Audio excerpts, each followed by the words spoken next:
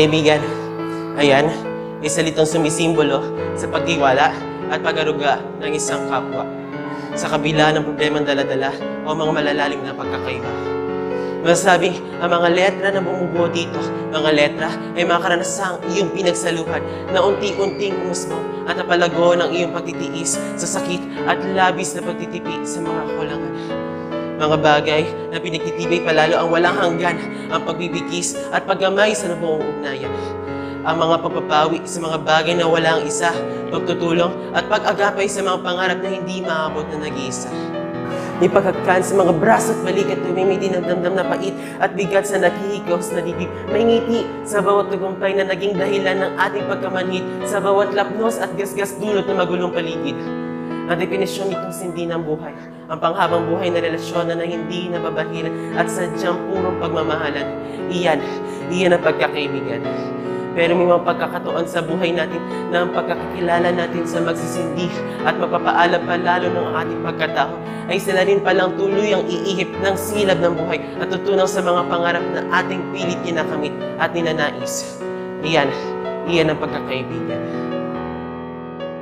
Kaibigan, sabi mo hanggang dulo, text man mamatay man tayo, sabi mo, magiging ninang pa ako ng mga anak mo. Sabi mo, magiging katuwang kita sa mga bagay, matatakbuhan sa tuwing may problema ako. Sabi mo, sinabi mo na lang ang mga sinabi mo na nauwi sa mga sinabing salita na humantong sa pagbabaliwala. Tulad sa pagkakadismaya ng mga taong umasa sa mga bagay na dapat hindi pinaniniwalaan, sa pagmamahal at pagpapahalaga na kaya nilang ipadama. Napikot mo ako sa tunay na damdaming na naig, sa mga pinagsaluhang init at saya na puro lang para pagpapanggap na binahira ng puot at hinanakitang damdamin ng isa.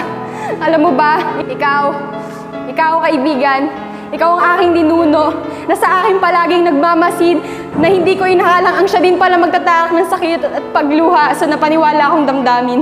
Ang pagtitiwala na ikaw ang aalay, ikaw ang maggagabay, ay nauwi sa pagluha at pagkaawa sa sarili na ako ay iyong napikot sa mapaglaro mong isipan na hindi naturuan na ang pagkakaibigan pala ay isang larong patatagan.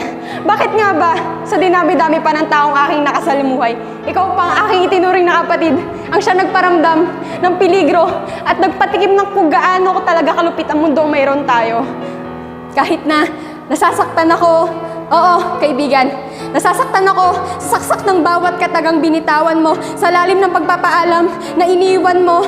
Naawa ako sa maigsi kong pag-asa na patuloy pa rin umaasa na balang araw kaibigan, magsisisi ka, babalik ka sa akin, babawiin mo ang mga salita at papawiin ang mga sugat na talagang nagbakas ng memorya ng ating pagsasama, ng ating masakit na pagsasama.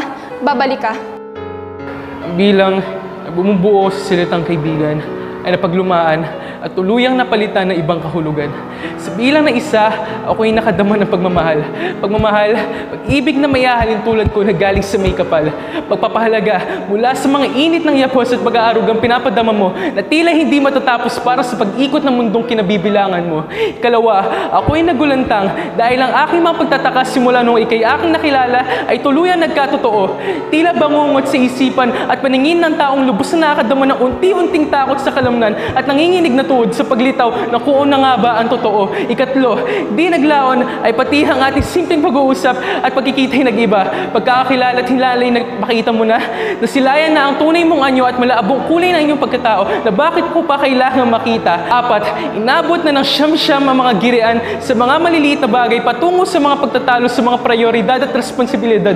Pero di ka pa rin nagpatinag at ako pa rin ang tumungo kasabay ng pagtango sa mga sinasabi mo na sarili mo na lamang ang nalulugod. 5, kala ko'y sapat na ang pakikisama at pagpapatinag sa mga nais mo. Pero tila lumalapan ng tuluyan at nauwi sa pagsabay ng agos ng galit at bigatian ng damdamin mo na lalong sumakalat ng api sa gulong-gulong damdamin at takbo ng isipan ko. 6, ang mga salitang nanggagaling sa iyo ay mga salitang di ko naisip na masasabi mo na unti-unting pupunit sa pagkakaibigan binuo natin. O baka nga, sa una pa lang ay nag-akala lang ako. Nag-akala na may binubuo. Yung tipong ako lang pala yung bumubuo.